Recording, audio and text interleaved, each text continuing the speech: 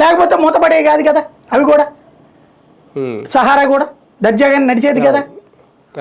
కాబట్టి రూలు వాళ్ళకొక rule వీళ్ళకొక rule ఉంటుందా అన్నటువంటి పాయింట్ని ఇక్కడ కోర్టులో వాదనలు వినిపించారు. కోర్టు 15 రోజులు టైం ఇచ్చింది.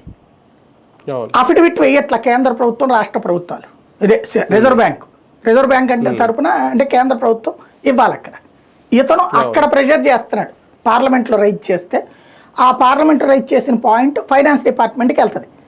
ఫైనాన్స్ డిపార్ట్మెంట్ అది చూసి రిజర్వ్ బ్యాంక్ని అడగాలి, ఏందయ్యా మీరు ఇట్లా చేస్తున్నారంట అని. అక్కడ వీళ్ళు అంటే రిజర్వ్ బ్యాంక్ని రెడీ చేస్తున్నారు వీళ్ళు, మిథున్ రెడ్డి లాంటి వాళ్ళు కెలుకుతున్నారు అన్న ఉద్దేశంతోనే ఇప్పుడు ఈ స్టేట్మెంట్ అనమాట రివర్స్లో వెళ్తున్నారు వీళ్ళు.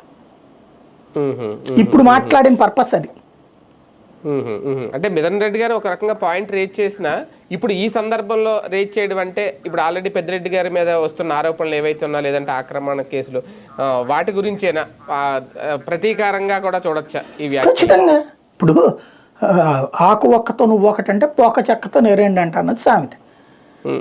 నేను మాత్రం ఇప్పుడు ఫర్ ఎగ్జాంపుల్ ఆయన పేరేంటి పెద్దిరెడ్డి, అక్కడ ఏదో అడవిలో భూమి తినేసాడు లేకపోతే ఇంకో చోట తినేసాడు, గుడ్, దాంట్లో ఏమంటున్నారు నిబంధనలకు విరుద్ధంగా ఉన్నాయి అని చెప్తున్నారు, అంతే కదా.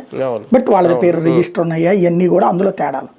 మరి రామోజీ ఫిలిం సిటీ మీద కేసీఆర్ ఏం మాట్లాడాడు, రాజశేఖర రెడ్డి కోర్టుకి ఏం వేసాడు, దాని మీద కోర్టులో నడిచినాయిగా.